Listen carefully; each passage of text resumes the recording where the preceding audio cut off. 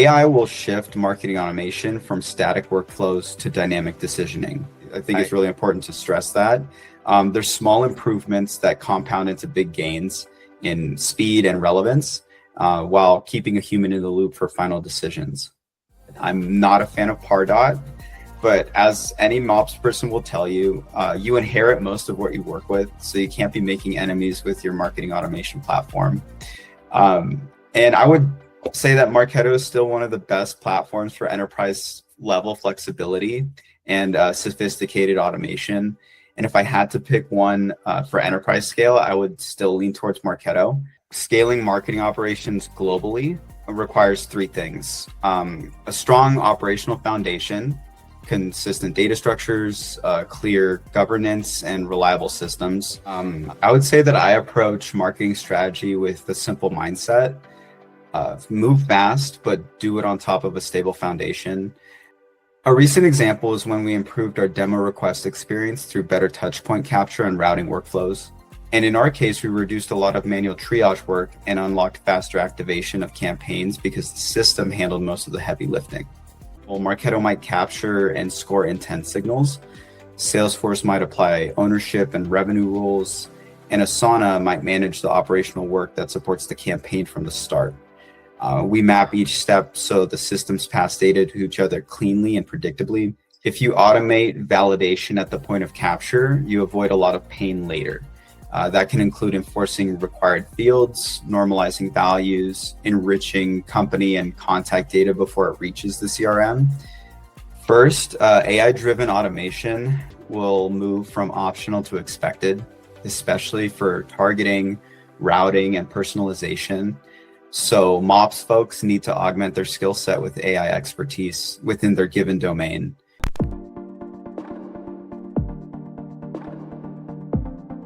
Hello, everybody. This is me, Ayesha Kayani, and I'm a marketing automation manager here at Xgrid. And today we're bringing you one of the exciting episodes in XgridTalks, where we would be talking about the impact of AI and how this can be used to scale the operations in marketing automation. And we have a very important guest speaker with us, who's Patrick Moran, and he's a MOPS manager at Asana. So glad to have you, Patrick. You want to take a few minutes to say hi to everybody? Yes, thanks, Ayesha. Thank you to Xgrid for having me. I'm really excited to talk today. Great, good. We're so excited to have you as well. So I'm going to start this question from just from your personal journey, Patrick, and I'm going to go into this impact of AI later. And I'm going to start with with this first question about how you landed into marketing automation. Because considering our own experience, I can say that nobody accidentally jumps into this field, and you somehow get to know about this, and then you choose this field. So tell us more about your journey. Yes, no, you're absolutely right. My path into marketing operations was shaped by experience more than intention. I started my career in sales and renewal roles, which taught me a lot about customer pain points, the importance of clean data, and how much friction can exist between marketing, sales, and operations when systems don't talk to each other well. When I moved into demand gen and campaign manager roles, I realized I was constantly pulled towards the operational side, whether it was fixing processes, improving handoffs, redefining workflows, or just making sure campaigns actually performed because the underlying machinery worked. I was really enjoying that type of work. And I found myself more energized by diagnosing systemic issues rather than owning a single campaign or quota. And as I took on more senior roles, I saw how foundational marketing operations is to scaling a business. It's the function that quietly keeps everything running, from data quality, attribution, lead flow, campaign infrastructure, experimentation, and automation. Once I saw how transformative that work is for global teams, I knew that was where I could make the biggest impact. And it wasn't a single moment, it was a pattern across roles. Every step pulled me closer to the systems level work that sits under great marketing. And marketing operations became the perfect intersection between strategy, technology, process, and cross-functional partnership. And that's the space where I feel like I do my best work. Absolutely. And I really like this, we can maybe sum up everyone's journey here, that this is not a single moment, and it is a pattern across roles. So it's very well put there. And I think, so moving on to the next question, obviously, is working for Asana, right? So my question here is that, what's marketing automation like in Asana? Well, I believe that scaling marketing operations globally requires three things: a strong operational foundation, consistent data structures, clear governance, and reliable systems. You cannot scale chaos, so investing early in process clarity and shared standards is essential. Cross-functional alignment is another piece, partnering closely with regional teams, sales, product, and analytics to ensure that workflows, tooling, insights all support local needs and maintain global consistency. And third, I'd say that a culture of continuous improvement is essential. And this is something that Asana does really well. Global scale does not come from one big initiative. It comes from ongoing iteration. And you need teams who embrace experimentation, automation, and feedback loops so the engine gets more effective over time. And I would say that ultimately, marketing ops succeeds when it becomes the connective tissue that helps great go-to-market strategy turn into great execution, regardless of geography or channel. Great. So you've mentioned that important thing is like, obviously for any team to sustain, experimentation is the key, right? And innovation is important to thrive in this world. So considering your experience at Asana, I would say if you could maybe relate to experience and tell us that how do you approach the marketing tech strategy to balance the innovation with the operational stability? Because obviously there are a lot of, with innovation, you have crazy ideas in mind, but the real power lies in how you implement them, or if you're going to implement them or not. So how do you go about, maintaining this balance? Great question. I would say that I approach marketing strategy with a simple mindset. Move fast, but do it on top of a stable foundation. Innovation is great, but only if the core systems remain reliable for every region and every team. So I constantly ask two questions. And the first is, does this new capability solve a real problem? Second question is, can it scale without breaking the rest of the ecosystem? A recent example is when we improved our demo request experience through better touchpoint capture and routing workflows. By tightening the way that data was captured and standardized upstream, downstream teams were able to run campaigns more cleanly and get higher quality insights. It was not about adding flashy tech. It was about making the existing workflows smarter, faster, and cleaner for global teams. Great, absolutely. So Patrick, my question, relating from your present experience as, into the lifecycle management domain, right? So this is obviously something that, is important part in the marketing automation. So how do you think that automation can be leveraged to streamline this particular domain of lifecycle management, and making sure the leads are moving across the right stages at the right time? And if considering your experience, if you could relate it with some of the use case that could be helpful for the audience to relate as well. Yes, I think what I've noticed is automation works best and really works well. From my experience, automation is the only way to run lifecycle at scale. The goal is to take repetitive work off people's plates so they can focus on strategy and personalization. I think the key is designing automation that reacts to intent signals and quality indicators, and not just standing up static rules. And one example is improving the MQL to SQL handoff by automating lead scoring and routing based on engagement patterns. So instead of relying on someone to manually review a list or escalate leads, the system can surface sales-ready prospects in real time.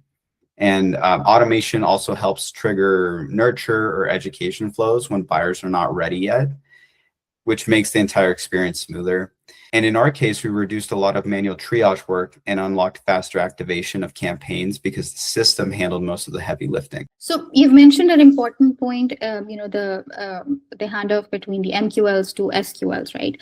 So this basically, in most cases, involves configuring or integrating a lot of platforms together, be it Marketo or Salesforce or HubSpot, right?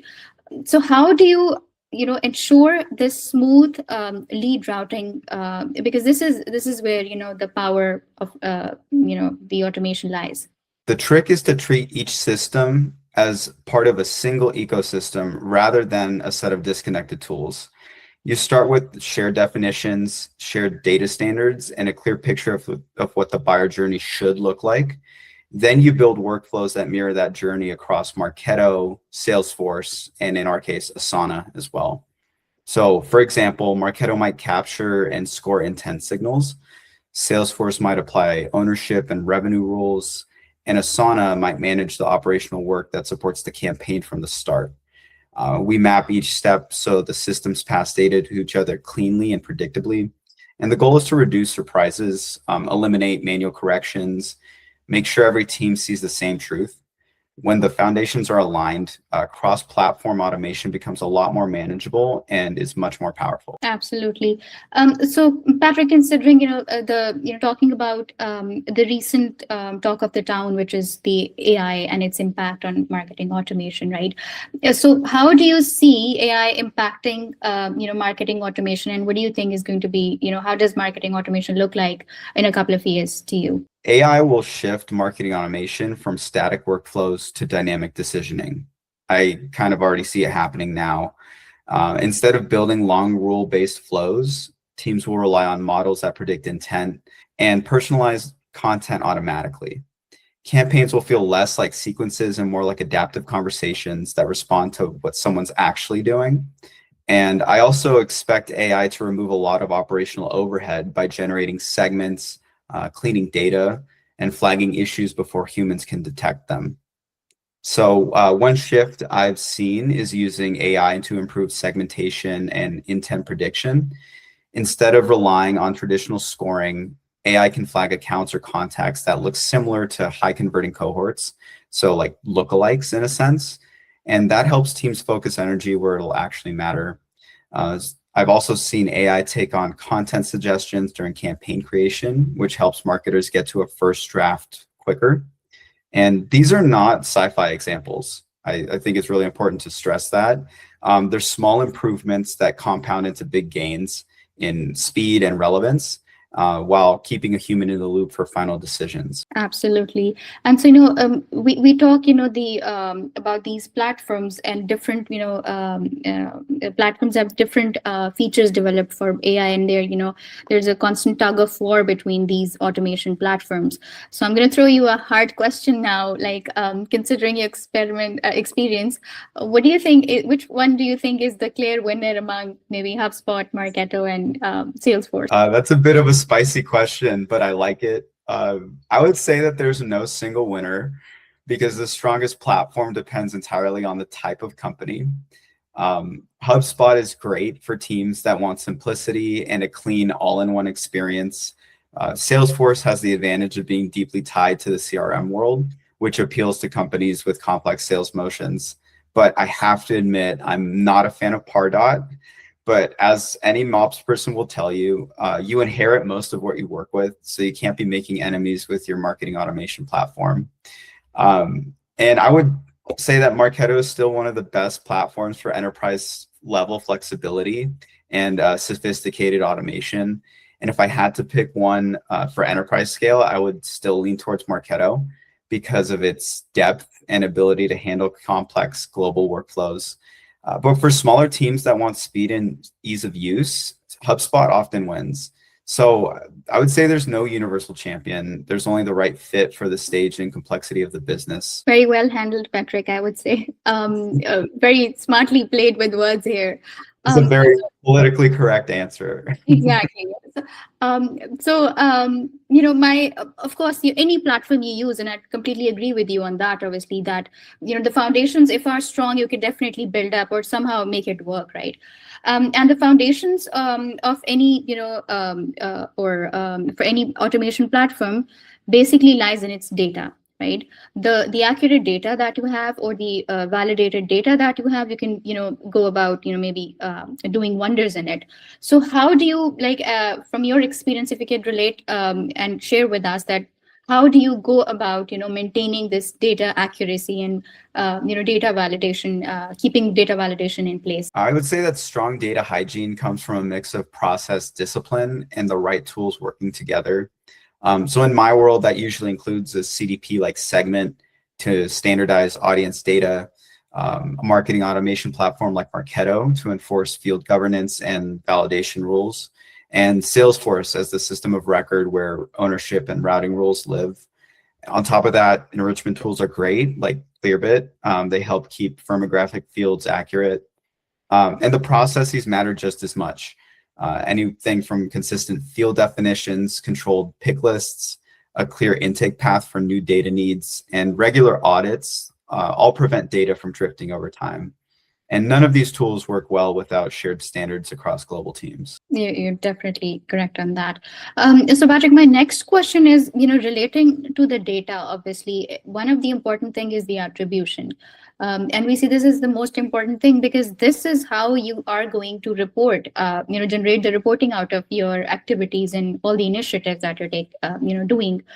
And we have seen from our experience that, attribution models often break. And the underlying, the pain point is the messy data. So how do you make sure that, in order to achieve the reliable reporting, the data is like up to date and is enriched enough? So what are the best practices that you recommend in this domain? From my experience, the best approach is to fix the problem upstream instead of trying to patch the reports downstream. If you automate validation at the point of capture, you avoid a lot of pain later. That can include enforcing required fields, normalizing values, enriching company and contact data before it reaches the CRM, and running automated checks that surface gaps or inconsistencies along the way.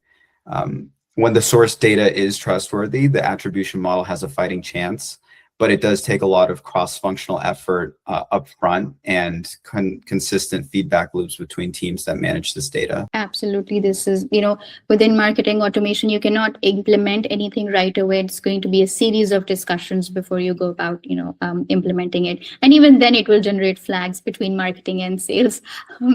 So, okay. And so looking ahead, Patrick, I would like to, understand that, with the emergence of so many trends in the market, specifically with the AI and all these new buzzwords coming in marketing automations, how do you think that the MOPS leaders should be prepared for in the future, and what are the some of the advice that you have for them for future proofing their teams? Great question. I would say that 3 trends stand out to me right now.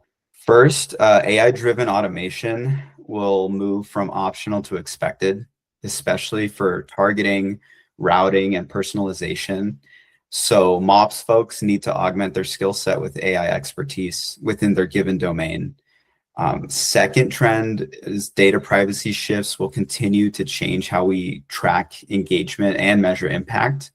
And third, teams will need to be more technical, not necessarily by coding, but by understanding how systems connect and how to design scalable workflows.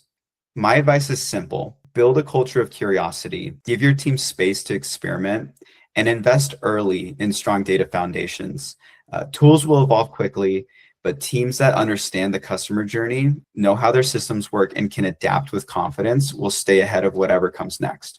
Very well put there, Patrick, because I think if you, invest in people and, believe in them and then let them, do their work, I think this is one of the essence of management and how you can rock not only the marketing automation management, but any management in the world. Thank you so much for having us, Patrick. It was an honor interviewing you and really loved your insights. And I'm sure audience can relate to this as well and would definitely be grabbing something out of it. I really appreciate you having us today. Thanks. Thank you, Ayesha. Thanks. Thank you, Ayesha. Thank you, XgridTalks. I really appreciate the time.